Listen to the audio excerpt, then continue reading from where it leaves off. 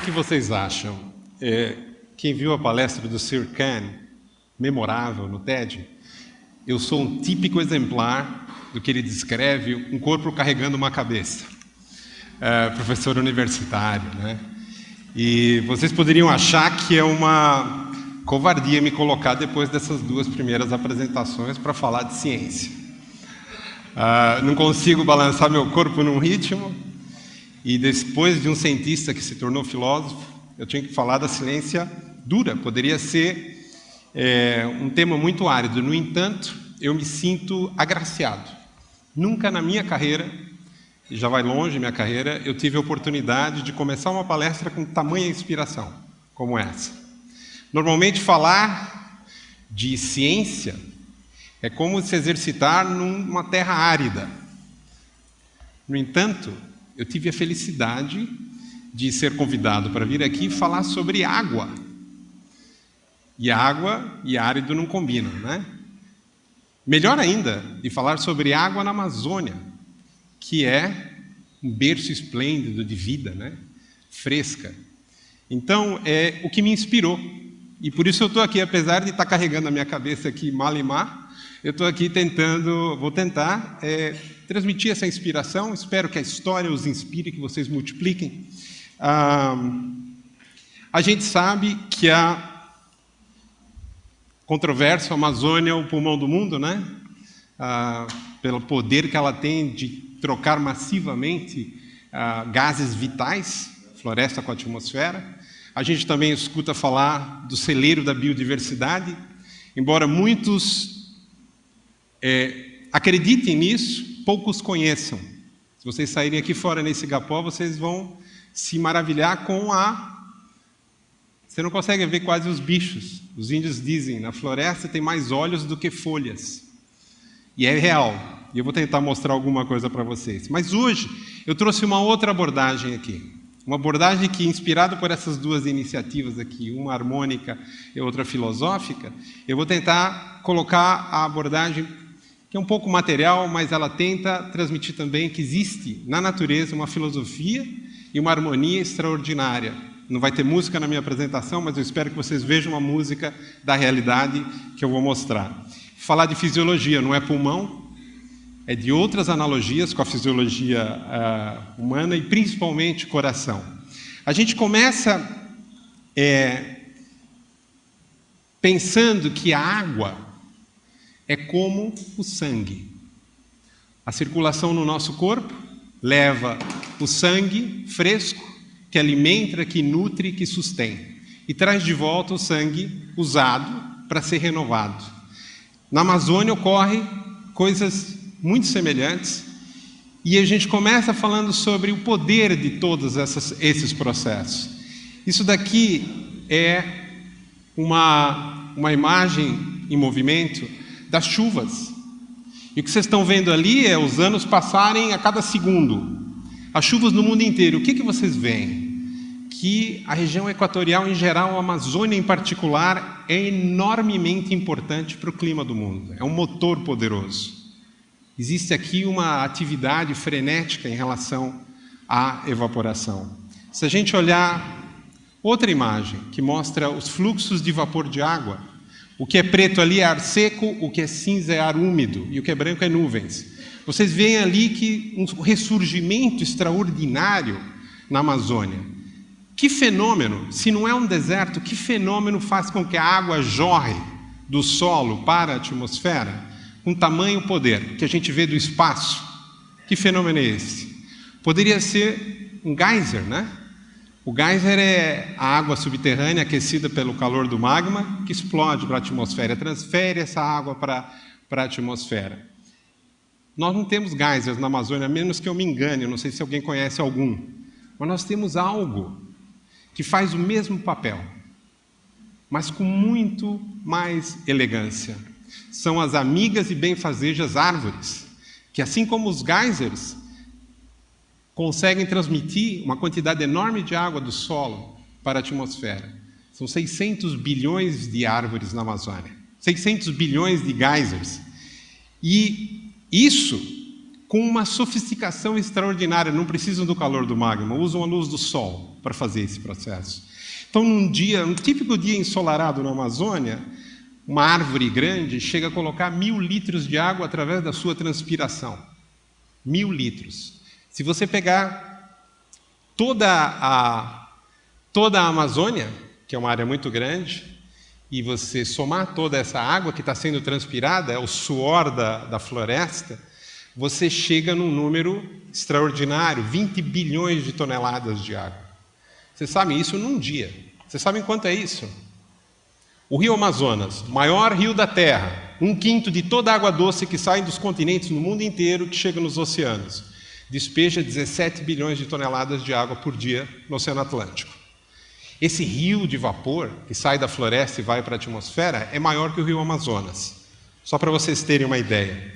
Se a gente pudesse pegar uma chaleira bem grandona, aquelas de botar na tomada, chaleira elétrica, e colocar todos esses 20 bilhões de toneladas dentro, quanta eletricidade você precisaria para evaporar essa água? Alguém tem ideia? Uma chaleira bem grande mesmo. Chaleira dos gigantes, né? 50 mil Itaipus. Itaipu, para quem não sabe, é a maior hidrelétrica do mundo ainda, e é um orgulho brasileiro, né? Porque fornece mais de 30% da energia que é consumida no Brasil. E a Amazônia está aqui fazendo isso de graça. É uma poderosíssima e viva usina de serviços ambientais. Ligando nesse tema, nós vamos falar sobre o que eu chamo de paradoxo da sorte, que é uma curiosidade. Se você olhar o mapa mundi, fácil de perceber isso. Você vê que na zona equatorial você tem as florestas e os desertos estão organizados a 30 graus de latitude norte, 30 graus de latitude sul, alinhados. Veja ali no hemisfério sul, Atacama, Namíbia e Kalahari na África, o deserto da Austrália, no hemisfério norte o Saara, Sonoma, etc. E tem uma exceção, e é uma curiosidade. É o quadrilátero que vai de Cuiabá a Buenos Aires, de São Paulo aos Andes. Esse quadrilátero era para ser deserto, está na linha dos desertos. Por que não é? Por isso que eu chamo de paradoxo da sorte. O que tem na América do Sul diferente? Se a gente puder usar a analogia da circulação sanguínea no corpo e do sangue com a circulação da água na paisagem, a gente vê nos rios que eles são veias, eles drenam a paisagem, eles drenam o tecido da natureza. E onde estão as artérias? Algum palpite? O que leva? Como que a água chega a irrigar os tecidos da natureza e trazer de volta tudo pelos rios? Tem um novo tipo de rio, que nasce no Oceano Azul, que flui pelo Oceano Verde, não só flui, mas ele é bombeado pelo Oceano Verde, e cuja foz é a terra da gente. Toda a nossa economia, aquele quadrilátero, 70% do PIB da América do Sul sai daquela região. Depende desse rio. E esse rio flui invisível acima de nós. Estamos flutuando aqui nesse flutuante, num dos maiores rios da Terra, que é o Rio Negro. Está meio seco, meio brabo, mas estamos flutuando aqui. E em cima de nós tem um rio invisível passando. E esse rio, ele pulsa. E aqui está a pulsação dele. Por isso que a gente fala de coração também. Você vê ali as estações do ano, chove uma época. Na Amazônia a gente costumava ter 2 estações, a úmida e a mais úmida. Agora temos a estação seca. E você vê ali ele lambendo essa região que deveria de outra forma ser um deserto. Não é. A gente... Cientistas, né? Você vê que eu estou com dificuldade aqui para levar minha cabeça de um lado para o outro aqui. Os cientistas estudam como funciona, por quê, etc. E esses estudos estão gerando uma série de descobertas absolutamente extraordinárias para nos trazer a consciência da riqueza, da complexidade e da maravilha que nós temos, da sinfonia que nós temos nesses funcionamentos. Um deles é como é que se forma a chuva. Em cima da Amazônia tem ar limpo, igual em cima do oceano. O Oceano Azul tem ar limpo, forma muito poucas nuvens, quase não chove. No Oceano Verde, ar limpo igual e forma muita chuva. O que acontece aqui que é diferente? A floresta emite cheiros, e esses cheiros são núcleos de condensação que formam gotas na atmosfera, e aí formam-se as nuvens que chovem torrencialmente. é o regador do Jardim do Éden. Essa relação de uma entidade viva, que é a floresta, com uma entidade não viva, que é a atmosfera, é virtuosa na Amazônia.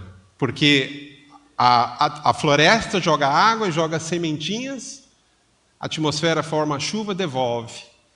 E aí garante a sobrevivência da floresta. Tem outros fatores também. Falamos um pouco do coração, agora vamos falar de outra função, o fígado. Quando ar úmido, com alta umidade e radiação são combinados, junto com esses compostos orgânicos que eu chamo vitamina C exógena, generosa vitamina C gasosa, as plantas liberam antioxidantes que reagem com os poluentes. Vocês podem estar tranquilos que vocês estão respirando o ar mais puro da Terra aqui na Amazônia, porque as plantas estão tomando conta dessa característica também. E isso favorece o próprio funcionamento das plantas, outro ciclo virtuoso. Falando de fractais e a relação com o nosso funcionamento, a gente vê outras comparações. Como nas vias superiores do pulmão, o ar da Amazônia é limpo do excesso de poeira. O ar que a gente respira é limpo da poeira pelas vias respiratórias. Isso impede que o excesso de poeira prejudique a chuva. Quando tem queimadas na Amazônia, a fumaça acaba com a chuva. Para de chover, a floresta seca e o fogo entra. Tem uma outra analogia fractal, como nas veias e artérias, você tem um retorno da água que chove e volta para a atmosfera. Como nas glândulas endócrinas e nos hormônios, você tem aqueles gases que eu expliquei para vocês que formam, quer dizer, como se fossem hormônios soltados na atmosfera que promovem a formação da chuva. Como o fígado e os rins, acabei de falar, a limpeza do ar. E, por fim, como um coração, o bombeamento da água que vem de fora do oceano para dentro da floresta. A gente está chamando isso de a bomba biótica de umidade. É uma teoria nova que é explicada de uma maneira muito simples. Se você tem um deserto no continente e você tem um oceano contíguo, a evaporação no oceano é maior, produz uma sucção e puxa o ar por cima do deserto. O deserto está preso nessa condição, ele vai ser sempre seco. Se você tem uma condição inversa, com floresta, a evaporação, como a gente mostrou, é muito maior pelas árvores, e essa relação se inverte. Então, o ar é puxado de cima do oceano, e aí você tem a importação da umidade. Essa daqui é uma imagem que foi feita um mês atrás, de satélite, Manaus está ali embaixo, nós estamos ali embaixo, que mostra esse processo. Não é um riozinho bonitinho, daqueles que flui num canal, mas é um rio poderoso que irriga a América do Sul e tem outras finalidades. Essa imagem mostra naquelas trajetórias ali todos os furacões que nós temos registros. E vocês veem que no quadrado vermelho não tem quase furacões. Isso não é por acaso. Essa bomba que puxa umidade para dentro do continente também acelera o ar sobre o oceano e isso impede a organização dos furacões. Para encerrar essa parte, numa síntese, eu queria falar alguma coisa um pouco diversa. Eu tenho vários colegas que participaram do desenvolvimento dessas teorias, que são da opinião, eu inclusive, que nós podemos recuperar o planeta Terra. Eu não estou falando hoje aqui só de Amazônia. A Amazônia nos dá uma lição de como a natureza pristina funciona.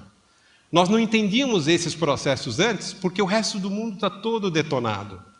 Aqui nós pudemos entender. Então, esses colegas colocam, nós podemos, sim, recuperar as outras áreas, inclusive desertos. Se a gente consegue estabelecer florestas nessas outras áreas, nós podemos reverter o clima, inclusive o aquecimento global. E eu tenho uma colega muito querida na Índia, chamada Suprabha Seshan, que tem um lema, o lema dela em inglês é Gardening Back the Biosphere. Reajardinando a biosfera. Faz um trabalho maravilhoso de reconstrução de ecossistemas. Nós precisamos fazer isso. Concluída essa introdução rápida, a gente chega na realidade que nós estamos vendo aqui fora, que é as secas, a mudança climática, e coisas que nós já sabíamos. E aqui eu queria contar uma historinha para vocês. Eu uma vez escutei, 4 anos atrás, uma declamação de um texto do Davi Kopenawa, um sábio representante do povo Yanomami, que dizia mais ou menos o seguinte: Será que o homem branco não sabe que se ele tirar a floresta, vai acabar a chuva? E se acabar a chuva, ele não vai ter o que beber, nem o que comer? E eu escutei aquilo, eu cheguei às lágrimas, porque eu falei, nossa, eu estou 20 anos estudando isso, supercomputador, dezenas, milhares de cientistas, e a gente está começando a chegar a essa conclusão, e ele já sabe.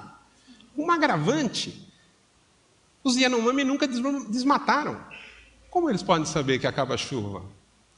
Aí eu fiquei com isso na cabeça e fiquei completamente impactado. Como que ele podia saber? Alguns meses depois, eu o encontrei num outro evento, e eu falei, Davi, como é que você sabia que tirando a floresta acaba a chuva?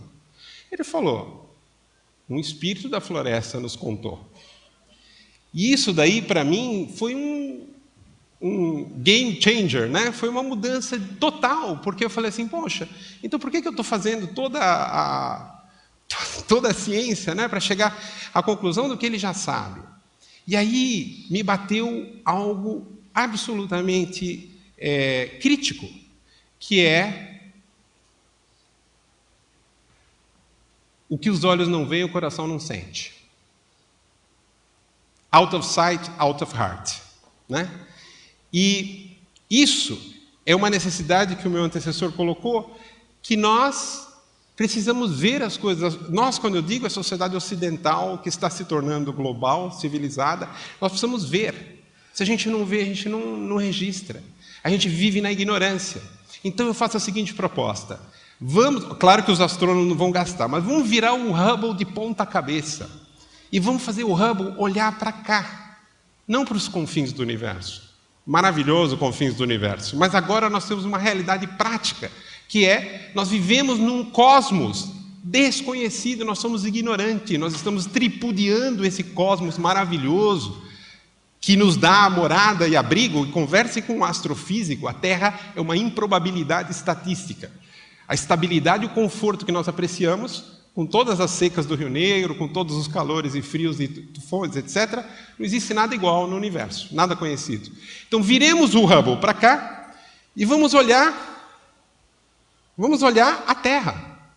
Vamos começar pela Amazônia, vamos dar um mergulho, vamos chegar na realidade que nós vivemos cotidianamente e olhá-la bem de perto, já que a gente precisa disso. O Davi Copenau não precisa.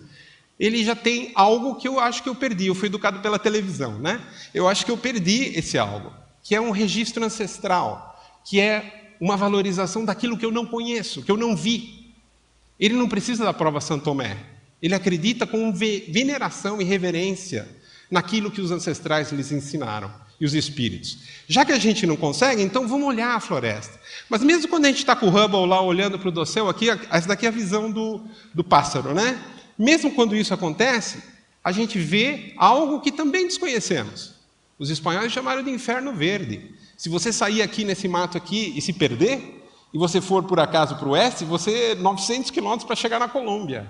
Mais 1000 para sair em algum lugar. Então, dá para entender por que eles chamavam de inferno verde. Mas vai olhar o que tem ali dentro. É um tapete vivo. Cada cor ali é uma espécie de árvore. Cada árvore, cada copa chega a ter 10.000 espécies de insetos dentro dela. Sem falar nos milhões de espécies de fungos, bactérias, etc. Tudo invisível. Tudo um cosmos mais estranho para nós do que as galáxias distantes, bilhões de anos da Terra, que o Hubble nos traz todo dia nos jornais. E eu encerro a minha apresentação, eu tenho só poucos segundos, mostrando esse ser maravilhoso, que quando a gente vê a borboleta morfo na floresta, a gente tem a sensação que alguém esqueceu a porta do paraíso aberta e essa criatura escapou de lá, porque é muito bonita. Mas eu não posso deixar de terminar sem mostrar um lado tecnológico. A gente tem a arrogância da tecnologia. Nós despossuímos a natureza da sua tecnologia. Uma mão robótica é tecnológica, a minha mão é biológica. E a gente não pensa mais no assunto. Então vamos olhar a borboleta morfo, que é um exemplo de uma invisível competência tecnológica da vida, que está no âmago da nossa possibilidade de sobrevivência no planeta. E vamos dar um zoom nela, de novo o Hubble lá. Vamos entrar na asa da borboleta, e esses estudiosos tentaram explicar por que ela é azul, né? E vamos dar um zoom lá, e o que vocês veem é que a arquitetura do invisível humilha os arquitetos melhores do mundo. Isso tudo numa escala muito pequena. Além da beleza e do funcionamento, tem um outro aspecto. Tudo que é, na natureza, organizado em estruturas extraordinárias, tem uma função. E essa função da borboleta, morfo, ela não é azul, não tem pigmento azul nela. Ela tem cristais fotônicos na superfície, segundo quem estudou isso, cristais extremamente sofisticados, nada igual que a nossa tecnologia tinha ainda na época. Agora a Hitachi já fez um display de monitor que usa essa tecnologia e é usado em fibra ótica para transmissão de... A Janine Benius, que já veio várias vezes aqui, fala sobre isso, biomimética, e já acabou meu tempo, então eu vou concluir com o que está na base dessa capacidade, dessa competência da biodiversidade, de produzir todos aqueles serviços maravilhosos. A célula viva. É uma estrutura de alguns microns, que é uma maravilha interna. Tem palestras do TED sobre isso, não vou me alongar, mas cada um nessa sala, inclusive eu, tem 100 trilhões dessa micromáquina no seu corpo para que vocês apreciem esse bem-estar. Imagina o que tem numa floresta amazônica.